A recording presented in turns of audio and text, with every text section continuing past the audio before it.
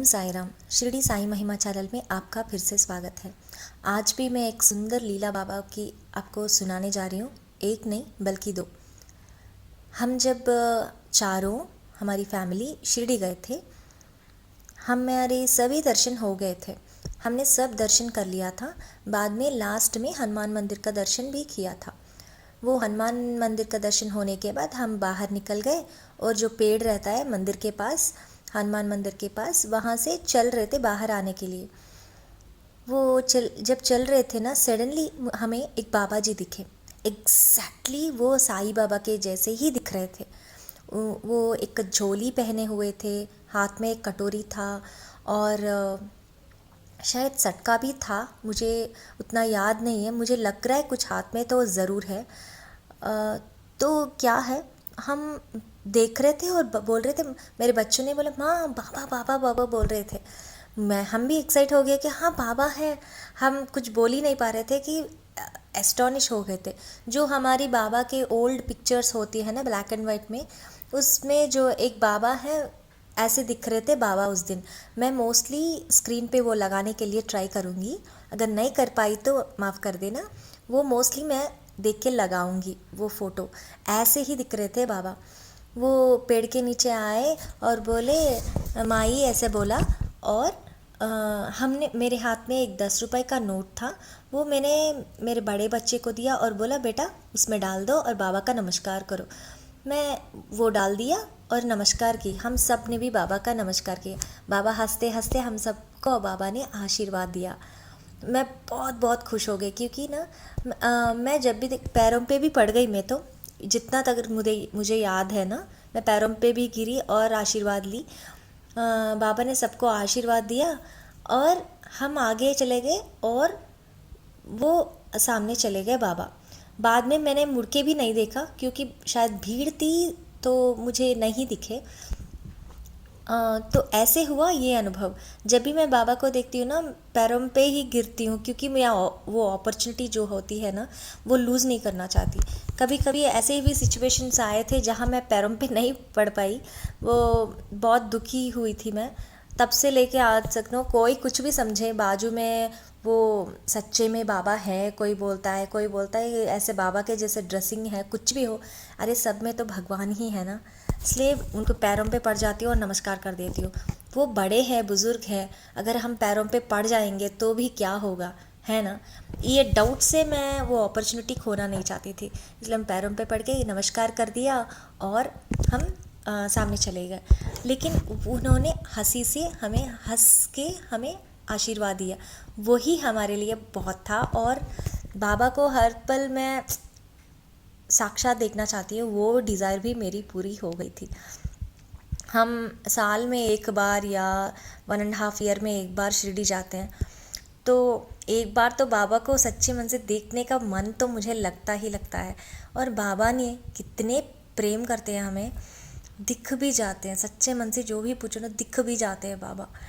सो ये मेरा अनुभव था एक।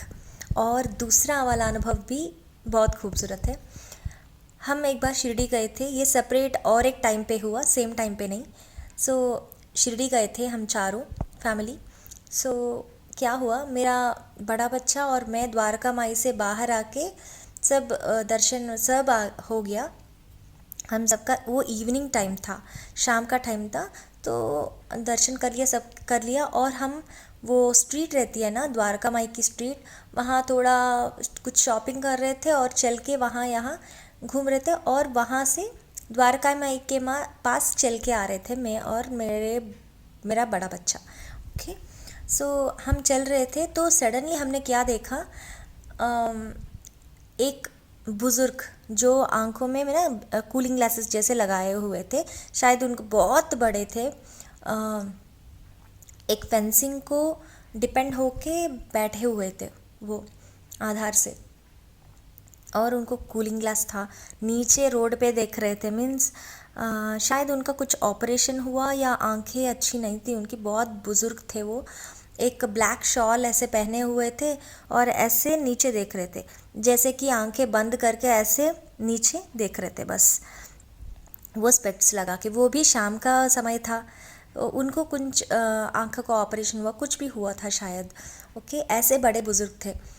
सो क्या हुआ, मैंने बोला, मुझे लगा बेटा देखो ऐसे बड़े बुज़ुर्ग हैं ना, तुम जाके ये 20 रुपीज़ है ना, वो उनको दे के आओ बेटा, उनको दे के आओ और नमस्कार कर देना बोल के उसके हाथों में पैसे दे दी। मेरे बच्चा वहाँ गया, 20 रुपये उनके हाथ में दे के, वो नीचे देख रहे थे, लेकिन हाथ में जब वो मेरा बच्चा पैसा दे रहा था, ऐसे हाथ ऊपर किया और 20 रुपीज़ लिया और उनके पास ले लिया और स्ट्रेट अवे मेरे बच्चे को बोला, हायर सेकेंडरी से अच्छा पढ़ना, बोल के बोला। बस इतना ही बोला उन्होंने। आप समझ सकते हैं मैं क्या बोल रही हूँ। उन्होंने मेरे बच्चे को देखा नहीं, कौन डाल रहा है वो भी नहीं देखा, और मोस्ट इम्पॉर्टेंटली वो नीचे देख रहे थे। कोई आके क्या दे रहा है, हाथ फैला के पैसे लेके बाबा ने, मुझे तो वो बाबा ही लगे, और बोला स्ट्रेट अवे हायर सेकेंडरी से अच्छा पढ़ना। मैं तो इतनी एस्टोनिश हो गई कि मेरे मन में ना मेरे बच्चे के लिए थोड़ा वरी रहती थी। ये बहुत बच्चा तो छोटा था तब, शायद 6 साल का नहीं, 6 साल का नहीं, 6th क्लास कुछ पढ़ता था मेरा बच्चा। तो मैं हर पल ना ये बैठ के ठीक से, क्यों हर माँ को यही प्रॉब्लम रहती है ना कि बैठ के ठीक से पढ़ो यार। जब मैं बैठती हूँ तो पढ़ता है, नहीं तो इधर उधर खेलता रहता है, फिर से आके पढ़ता है, ऐसे चला जाता रहता है। सो मैं सोचती थी, अरे बाबा प्लीज़ इसको पढ़ने का थोड़ा तो ध्यान दो, मैं ऐसे बोलती थी। अब अच्छा पढ़ रहा है, ये तो बाबा की कृपा ही है, सिर्फ बाबा की कृपा है। और मोस्ट इम्पॉर्टेंट, वो 6th क्लास में था वो तब।